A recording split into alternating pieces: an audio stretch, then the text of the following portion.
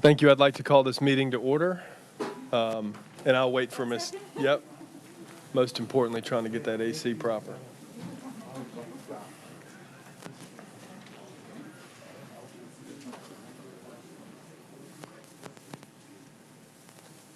And Ms. Campbell, will you please call the roll? Yes, sir. Hold on 1 second here.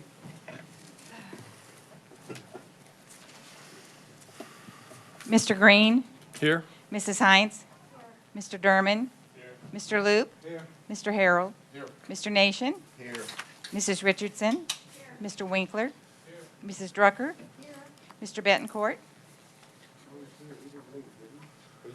I see him out there. Mrs. Lamy, Mr. Hersey, Mr. Bro, Mr. Kuzan, Mrs. Page.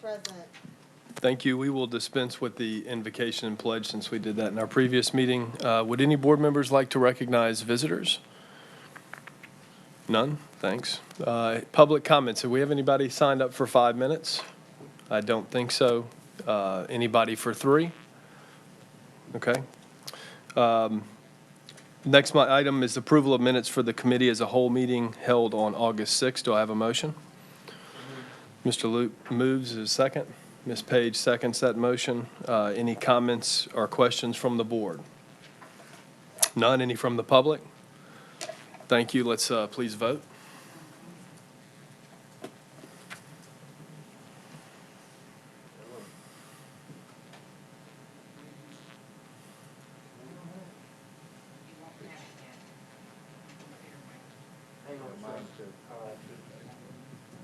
It's not up yet. Yes, Helen. No, you check out there, Liz. See what you got? There we go. Thank you.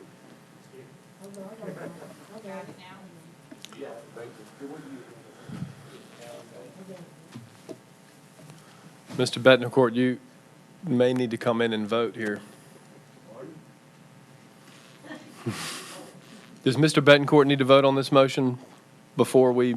Yes, he needs to go. Okay. To accept the minutes. The motion was to send you home for the evening, Mr. No, I'm just kidding. No. It's no, the minutes from the last committee as a whole meeting.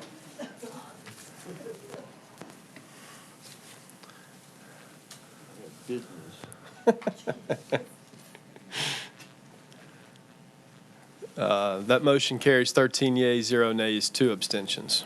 Thank you. Moving along, we have an update on our superintendent search, and I'd like Ms. Hines to give that update. Thank you, Mr. Green. I appreciate it. On Tuesday, August 25th, when Marco was skirting the coast of Louisiana, a Zoom meeting was held with Bob Hammond, and those present at the meeting were President Nation, Mr. Jabbia, Laurie Niehaus. Lewis was there to help us get all set up with it, and then myself. And the reason for the Zoom meeting was to discuss the next steps in the superintendent search. As you know, we asked that the applications be postmarked by September 1st. That date has passed, and so tomorrow afternoon, Mr. Nation and Mr. Harrell will go to the mailbox to pick up the applications, bring them to the central office. As we discussed previously, at that time, I'll be here, and Ms. Niehaus and Mr. Alfonso will be here, and we will open those applications. So after they are opened, we will begin the certification process. And after certification, those that are not certified, and that means those that don't meet the qualifications, will receive a letter thanking them for applying, but letting them know that they didn't meet the necessary qualifications. Then after that, paper copies of certified applications will be made available for board members. Now, you'll have to give us time to, get things opened and do the certification, because you'll get the applications of certified candidates. And then, we're going to, of course, ask you not to share those paper applications that you receive because they will contain personal and confidential information. Following you getting copies or copies being made, then we will begin redacting the applications, and the redacted applications will be released on our website for viewing. So then, next Thursday, on September 10th, the board at our board meeting will have a lot of important decisions to make. And so tonight, I just want to get the thought process going with you, what you can expect next week. Because Mr. Hammonds informed all of us that it would be, as I say, a lot of important decisions, and they'll need to be well thought through and will take some time on the agenda. So he suggested we put this at a meeting that had a relatively short agenda, and I'm not sure, at this point that will be next Thursday night, but we're going for that target. So the agenda item will be to discuss, like I say, the next steps, and we talked about having Mr. Hammonds come because some of the things that we'll have to discuss, as I say, are quite lengthy. So I'm sharing it tonight to give you a basic understanding of those tasks. We'll have to decide by vote on many of our next procedures. For example, who to interview. And let's say we get 15 applications tomorrow. Well, do we want to interview all 15 of them? We have to make that decision. Or do we decide that we want to just interview 10 because we feel like we have 10 good candidates? So then if we decide, all right, we want to interview 10, we have to decide which 10 to interview. And each one of you will get a vote on which 10 you think we should interview. Now, this is just an example. If we get 5, we may just say we'll interview all 5. So we have that decision to make, who to interview. The second decision we'll have to make is when to interview. If we have 10, do we want to do them all on the same day? Do we want to spend a Saturday doing that? Do we want to do it in 2 consecutive nights? Because it's probably going to take an hour per applicant because they'll make an opening and closing statement, and we are a large board, so we'll probably have a lot of different questions. And then we have to decide what order we're going to interview them in and whether we need more than one set of questions, because if we interview some let's say, on a Tuesday and then some on a Wednesday, we might need to have 2 sets of questions. So then that brings us to the questions. We need to decide what questions we're going to ask and how we're going to ask those questions. Are we going to have each board member submit a question to a designated, say, board member for review so that we see that we don't have the same question being asked? Or are we going to each just come with 1 or 2 or 3 questions and hope that our question doesn't get asked before it's our turn? So these are all things, like I say, that we'll have to ask. They're all board decisions. Once we've settled on these things, then we can begin the interview process.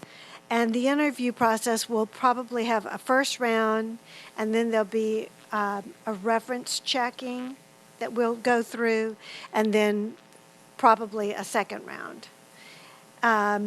We will also need to notify the applicants when the interviews will be, the time, the date, and the place, and we'll need to include to them a notice that we might have a possible executive session before they're interviewed. And if we would have an executive session, that would just be to discuss character, professional competency, or physical or mental health of a person, and things that are just generally that you would ask in an executive session. So, like I say, I felt like it was important that you all know the next steps and kind of be thinking along the lines and ready for the meeting next week. If you have any questions, I'd be glad to, answer that. If you think of something afterwards, you can certainly call Mr. Nation, who was on the call, or myself, or, Mr. Jabby or Ms. Niehaus. Are we going to use the excuse me, qualifications for the state superintendent from the state? We. You said that we can only accept certified applications. Right. And that would be the certification from the state Well, they were of the Louisiana? What if they certified in another state? They were the qualifications that we put forth in our, what do you call it, the notice, the job description, the advertisement. That's the word I was looking for, Mr. Javia. We spelled it out specifically in there. They must be certified, I believe. Ms. Niehaus, They have to be certified. They have to be certified to serve as superintendent in the state of Louisiana. and. So they have to have the documentation for that. And Mr. Kuzan, you have a copy of that advertisement from I have a copy of July that, meeting. but Yes. I was wondering if we got a certified candidate that was in another state, he would have to be certified in the state of Louisiana? Yes. Okay. You have to meet the qualifications. Thank you. Ms. Hines, if I understood you correctly, you said that all of this takes place in an open public meeting, Everything takes place in an open public meeting. but as board members ask questions, the public is not going to get an opportunity to ask the applicants questions. There isn't, according to Mr. Hammonds in the notes I have, there is not a place for the public to ask questions. That's a good question that we can ask him next week when he's here, too. Okay? For Because I was just confirmation on thinking that. this thing could last for 15 hours Well, as opposed for 5. But then before we vote on our selection for the superintendent, then there is Right, a that's place. Right, public input then. But I Right. mean, I was just, yes. making sure that I understood what you were saying and that it's the board members ask questions to each individual candidates, but it's not, and even though it's an open meeting, it's not open to the public to ask questions That- of each individual. In the Can- interview. candidate. And that's my understanding. Mr. Nation, did you get that same understanding? Thank you, Ms. Science. Yes, I got that same understanding that during the interview process, that's more of a hearing, if you will. I mean, it's not open to the public to ask questions, but then when when it comes down to the final vote as to who we'll pick, of course, the public will have their input, and of course, the public will have their input indirectly through their school board representatives if there's any particular questions they, want to ask. But there will be no direct questioning of individual candidates by the public. Yep, Mr. Backcourt. Thank you, Mr. Green. Beth, last time we went through this, if I remember, we had 3 candidates. Are you expecting more, or we just don't know? We don't know until we go to that mailbox tomorrow. Okay. It's going to be interesting to. Ron, we got a betting pool going tonight as to how many candidates we'll have. Thank you. Beth and I do. Any other questions for Ms. Hines? Thank you. It looks like we've got some busy meetings ahead of us. Yes, thank you. Nothing further there. Let's move along in our agenda. We have administrative reports. Mr. Kosei, our monthly maintenance and custodial report, please. Mr. Green, yes, sir. We have our supervisor of maintenance, Mr. Wade Gottschalk, that is here to answer any questions relative to your maintenance. Custodial report, which is before you in board docs. Mr. Hersey? Mr. Kosei, could you give us an update on the bottle refill stations at the schools, please? Yes, sir, Mr. Hersey. Due to COVID, these are some of the logistical issues that came up. And so, relative to water, we have put it out there, and we will put it out there. We're encouraging our parents and students to bring their own water to school because we're shutting down our water fountains, okay, for the time being in phase 2. However, maintenance did complete installing at least one water bottle station, water bottle filler station at every one of our schools. Some schools have more than one, okay? And then also on a side note, we have ordered bottled water for our schools moving through phase 2 as well. So we are providing bottled water at our schools as well. And one other question that came to me, can the PTA purchase a refill station for the school and donate it? Yes, sir, Mr. Hersey.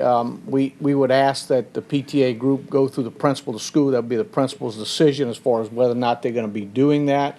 You got to keep in mind, too, you've got the traditional water fountains, and our maintenance has done a great job replacing those. So we don't want to get, okay, let's change these things out, and then we got to change them back if the school doesn't like them. So we understand that they're pretty popular, and we believe that these are here to stay, even once COVID goes away. Thank you, Mr. Kosei. Thank you, Mr. Hersey. Good questions. Any other questions? Mr. Harrell? Yeah, I just want to thank the maintenance department, give them a little recognition, because I mean, on top of the normal summer duties, they've been doing a lot of installing sneeze guards and prep work for COVID. Yeah. Thank you. Thank you, Mr. Harrell. We typically, the board does recognize the maintenance work they do this summertime preparing for our opening, and it's been a summer like no other. Thank you, Sorry, Mr. go ahead, Gottschalk, and what your team's doing. Behind the scenes, it's often a thankless job, and we certainly appreciate what you guys have done to get our schools ready for the safe start. Monthly risk management report, Mr. Kosei. Yes, sir, Mr. Green. Our risk manager, Mr. Kurt Gaspard, is here to answer any questions regarding your risk management report. Mr. Derman. Thank you. Kurt, just a couple of real quick things. On our, I don't think we've seen any kind of report or anything on our health insurance plan lately. I don't And do the health insurance. I know, but No, you're right, we haven't. We haven't, I'm sorry. You okay? We have a meeting scheduled with Mr. Fontaine to give us kind of the state of the union of where we are, and then we're going to report that to the board. I think that meeting is either next week or the week after that. And I know with the COVID stuff, it's all been kind of in a disarray. So I was just curious, you know, Yes. because normally we have something kind of like midsummer, it seemed like before. Yes, sir. Yes, sir. Okay. Kurt, with our GL and our auto policies, a lot of companies were, you know, discounting some of those premiums because, you know, vehicles weren't running. We have, or I have addressed that with our agent on workers' comp right now because of, we're able to get some kind of credit for the payroll that we continued during the lockdown.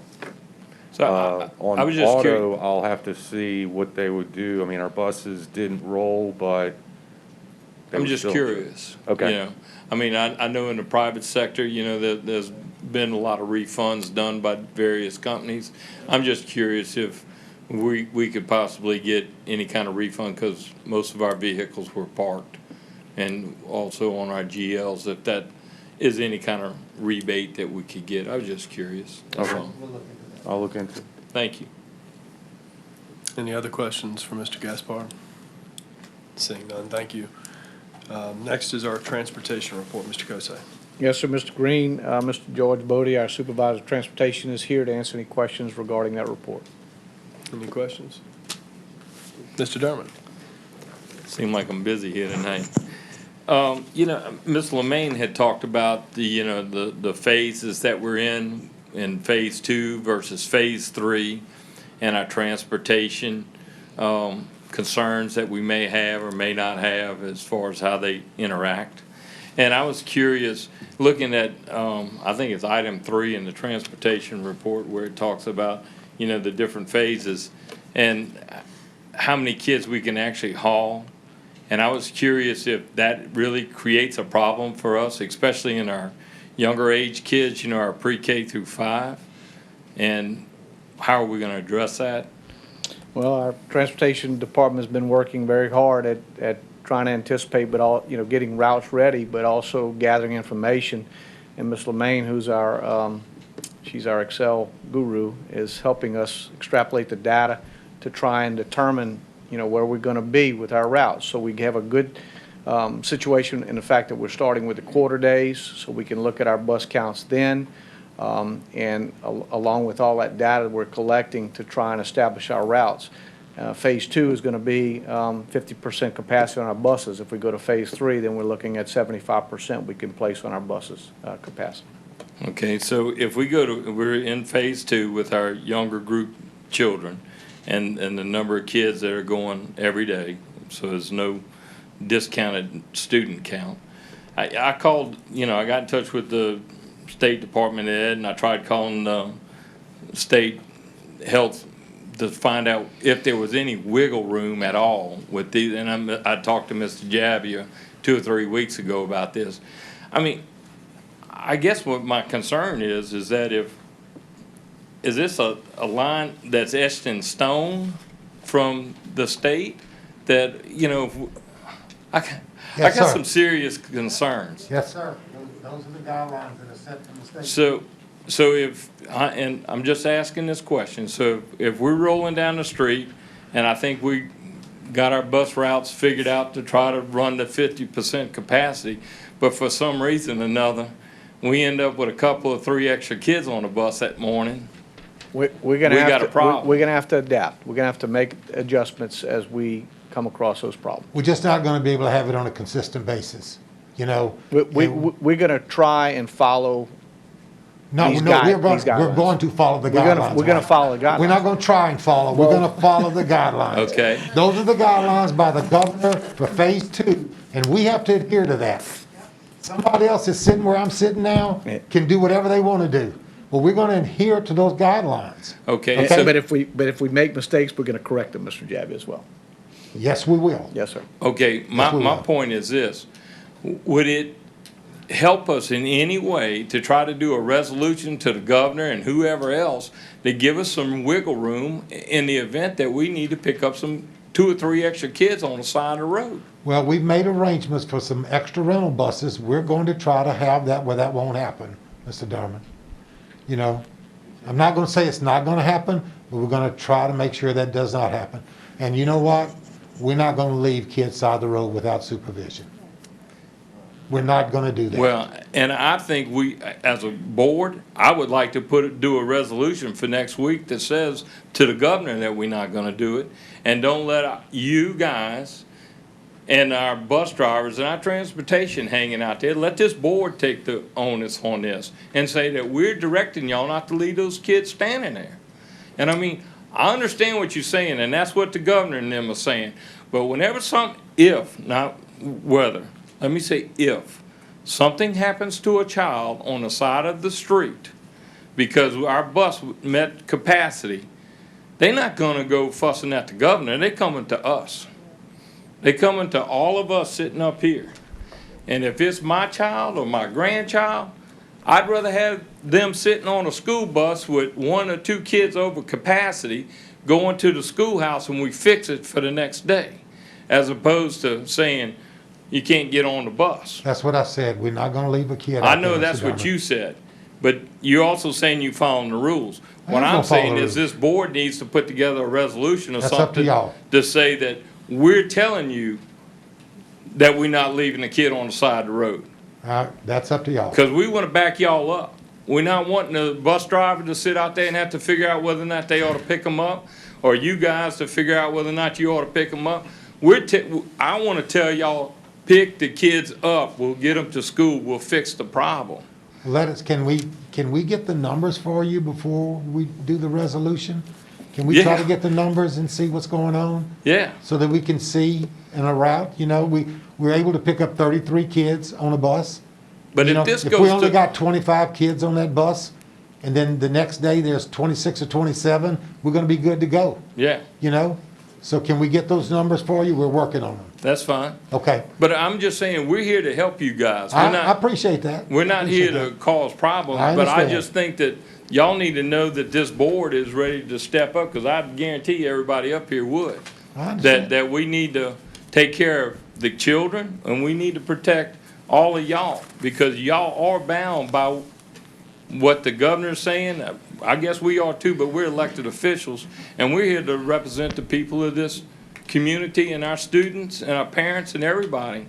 And that's what we ought to do, is represent. And if we get to phase 3, this is all just noise anyhow, right, Pete? You hope so. Well, we're then looking at 75%. 75%, but then our hybrid kids would be back in brick and mortar. So it's 5 gonna be a days a week. challenge. It's gonna be Yeah, a but challenge we- for us either way. A lot of them kids like to drive. So, but We anyhow, would what look at I'm those trying to numbers. say is that if we get the numbers, and I think if it looks iffy or whatever, I think this board needs to do a resolution or be prepared to do one that authorizes you guys, and I say you guys, I'm talking about everybody, from the board saying, we're gonna pick those kids up. Right, okay. And that's just me talking. Anybody else can add whatever, but that's me. We'll get the Because I numbers appreciate for you. what y'all are going through, and I don't think any bus driver out there that I know would close the door on a child and leave them standing there. We're not gonna do that. We're not gonna And do that's that. what I hope and pray to God we don't do, Yeah, so. we'll make adjustments. Thank you, Mr. Derman. Mr. Betancourt? Yeah, thank you, Mr. Green. Yeah, I stand with Mr. Derman on this subject. If you have a choice between leaving a young child standing on a corner and then some ungodly reason this child gets abducted or whatever, who you think they're gonna sue? Which law do we want to obey? Taking care of that child and watching out for that child's safety, that we're entrusted with that child, or pay some penalty or whatever because we got one extra person on a bus? To me, that's a no-brainer. We gotta do the child's safety first, every time, all the time. And we just cannot drive off and leave, and you said we won't. We will not. And we can't. We have to do a little, breaking the law or skirting the law. So if Nancy Pelosi can break the law and get her half done, we can break the law and take care of that child. So we just can't. And if we need to do a policy, then I'll make a motion to do a policy that we pick up these children and no one is to be left behind. But I will wait. You don't if need to wanna do a get the policy. We're numbers not and gonna stuff. leave them there by themselves. There's no way. Okay. All right. Mr. Kuzan? Thank you. Yes, sir. Yes, sir. That's what we're gonna do. Thank you. Any other comments for the transportation report? Any other questions? Nope. Thanks. Thank you, Mr. Kosay. Thank you, Mr. Green. I'll invite Ms. Tipton up to the podium to give our construction report. Yes, sir. Thank you, Mr. Green. Our first item is consideration of bids for Lancaster Elementary School additions, STSB project number 2000. You may notice that those bids are not on board docs this evening. The date for the receipt of those bids was this week. When we had the weather events last week and different closures and different considerations, we thought it best to move the bid date to this coming week. So we'll bring those bids to you next week at the board meeting. Okay. Thank you. And then I do have a short construction report. The contractor is completing foundation work for the new addition to Abney Early Childhood Center. The contractor expects to start the framing of those buildings this next week. The parking lot project for the Abney schools is progressing, and the contractor was hampered by some rain events and some other issues, but they are expecting to proceed next week and get ready for the first concrete pour there. At Salmon High, on the welding shop, the contractor is installing the metal stud walls. They've moved the sprinkler piping to a pier, and they're getting ready for some HVAC ductwork. The contractor has started on site at Covington Elementary, and they're working on excavating the existing fill and bringing in structural fill there. We had a pre-construction, or we're having a pre-construction conference for the Covington High tennis courts, and we expect to get that project rolling very quickly. The rebid documents for Fifth Ward Junior High additions project is advertised for bid starting this week. At Madisonville Elementary, the contractor is working on priming the classroom walls and hanging ceiling grid support wires. They're also progressing with the exterior metal panel installation. They've got the permanent power established, but they are completing some HVAC connections so that they can start those units up. At Mandible High, the locker room addition is complete, and the coaches have moved into the new office areas. And those new areas will be available when school starts. The exterior brickwork and curtain wall is being installed on the three-story classroom building, and the contractors temporarily closed the window openings so that they can start installation of sheetrock. And the glass for those windows is expected in the next couple of weeks, and they'll start the installation on that. Some more of our capital improvement project documents are in final stages of production and review, and overall, the projects are continuing to progress well. I'm happy to answer any questions. Thank you, Ms. Tipton. Any questions? Yes, sir, Mr. Kuzan. Do you think we're gonna get to the automatic rock sometime this year? I'm going to talk to you again. Yes, sir, I'm trying to work that in, okay? Thank you. You're welcome. Mr. Hersey? Not so much a question, but a thank you for all your help you've been on that project in Abney. Thank you very much. Thank you, sir. Thank you, Ms. Tipton. Thank you. Next, we have our monthly internal audit report. Any questions for Mr. Incaprera?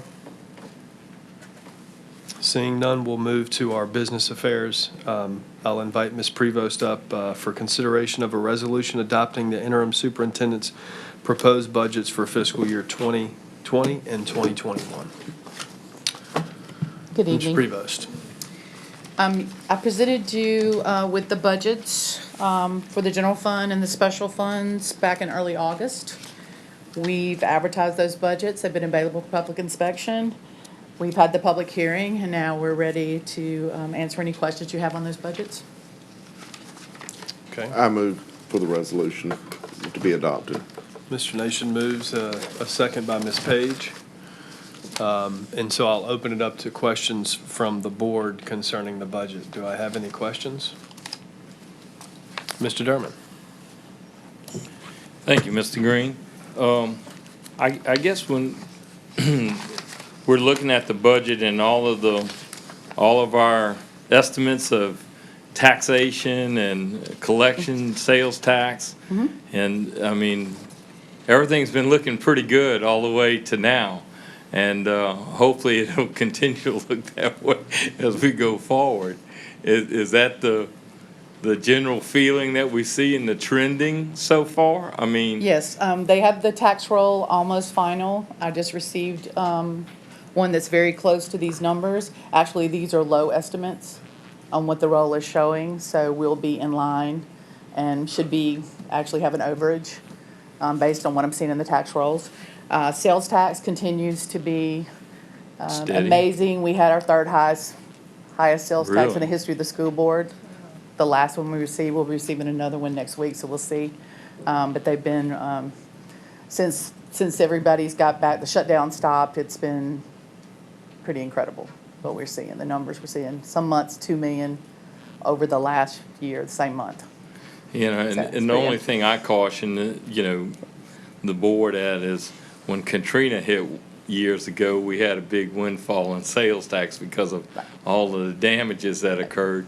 And then it kind of waned off, 2 or 3 years into that because everybody had bought all new cars and everything else. So they weren't doing it on a regular basis. So here with the COVID, a lot of people were doing a lot of home projects and spending a lot of money. And I just hope that, we stay steady and no one has a crystal ball. But Right. I appreciate the low estimates because this takes into account if something slows down into the future that we still are basing on lower numbers and they're still maintaining a steady revenue stream as it is. Right, we monitor it monthly, so, if needed, we'll be able to do a revision as needed. Also, the state funding, the MFP, we have the preliminary, which is based on February 1st, 2020 counts. So depending on how our students come in, that number could be impacted one way or the other. Also, however many kids maybe went into another virtual program that didn't pick ours, that could impact us, as the money follows the student.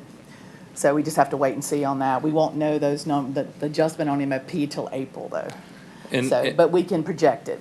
And as you mentioned, the virtual students versus our brick and mortar students, our our revenue from the state is the same regardless if they're in a virtual school or if they're in a brick and mortar. That's correct, there are students. So And it's a typically, school. that's less expense associated with, to some degree, because, I mean, we're not transportation and Exactly.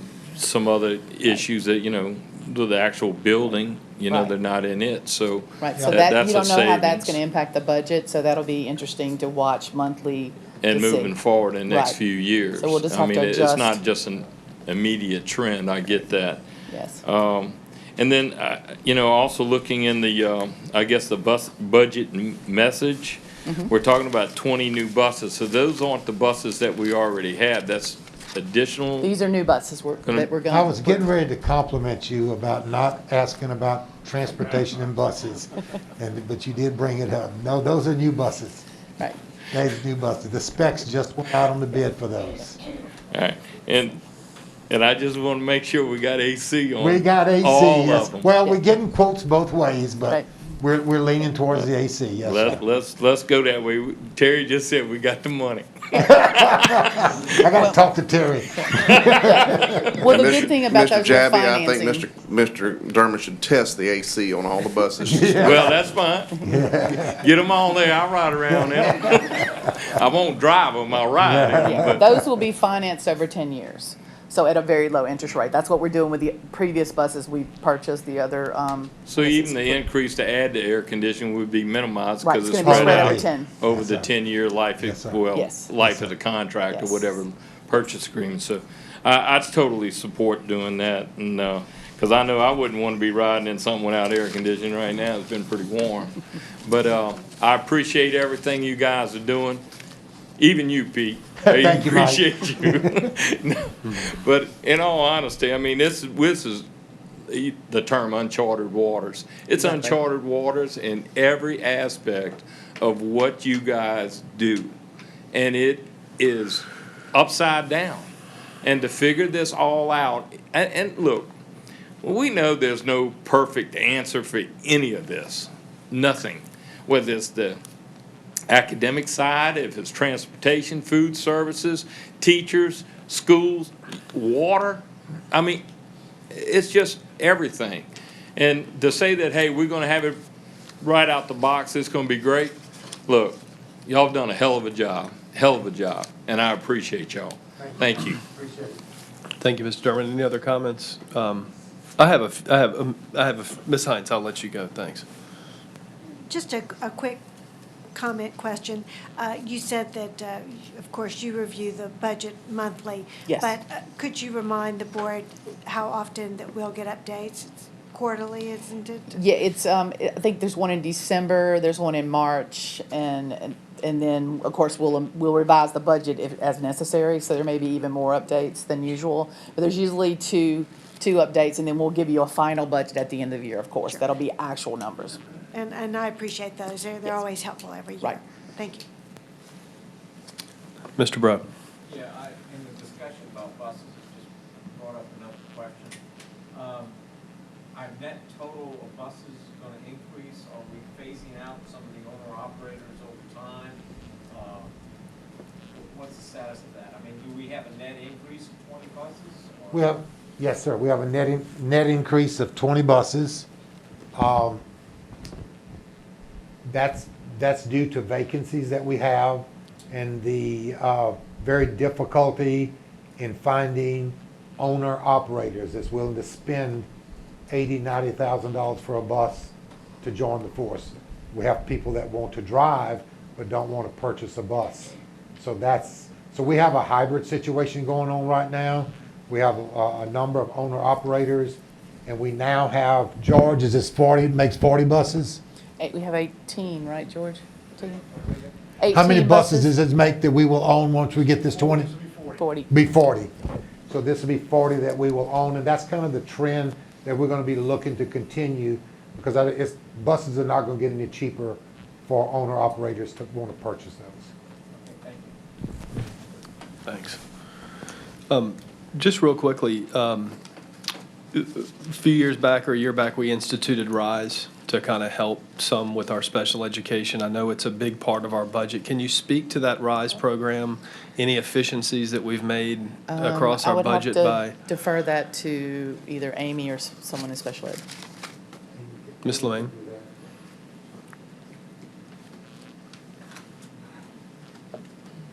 So we were able to utilize that facility to house our virtual program. So we have additional staff there and also take advantage of the administrator for both programs and also the clerical and some other support staff. So with looking at that program, the program is the same as it was before, but we will certainly continue to grow that program to make it more efficient, but also to looking at those resources that we have and using them for the needs that we have right now amidst COVID, with the virtual school, with the numbers being so large. Okay, thanks. And then my only other question or comment is, it looks like based on our budget, we're about 11.8 million revenues over expenses. Yes. So one of the, just a thought, and again, I would, maybe a challenge to the administration is both on special ed and what we're calling now career and technical education, to the extent our budget allows it. I'd like to see a few more dollars allocated there to see, one, if we can enhance, be more efficient across our special education, but also give opportunities in career and technical education to our students, and maybe try to beef up those efforts in line with some of our state legislators trying to push the STEM agenda and how important that is to our students. So as our budget allows for it, I would just challenge you all to allocate more dollars to those areas, particularly if we have 11.8 million over budget. And there's been a couple of comments from board members about things to consider in the budget. And remember, we're going to be doing our collective bargaining negotiations, so that all that will be part of it. So we'll certainly look at that also while we're doing that. I'm sure there's going to be a revision of some sort. Yes. With the COVID issues and everything, we're going to have to look at everything when we get started. Thank you. Okay, Tammy? great. Let's move along. Matt. Oh, I sorry. think Did I Tammy. miss? Oh, Tammy, I'm sorry. Go ahead. I wanted to see, I know that we're using some of our Title I teachers, like our curriculum specialists and stuff. So how will that work with our budget? Like, will we start, the specialists that are at Title I schools, like the reading specialists, if they're doing virtual school, like, will that change where their their paycheck's coming from? Instead of Title I, it'll come from? Proportionate share. So will we just what will happen to the Title I money? Do we still get to have it? Yes, Okay. it's different. Okay. Okay. Okay, when we go back. Yeah, those are being covered by federal funds right now. Those virtual school, the curriculum, that's being covered in that CARES Act money at the present. So it's not reflected in general fund at the moment. Okay, thank you. Thanks. Any other comments from the board? Seeing none, we did have a public hearing last week, but I will invite any public comments if there are any. Seeing none, we have a motion on the floor to accept the resolution adopting interim superintendent's proposed budget for fiscal year 2021. So let's please vote.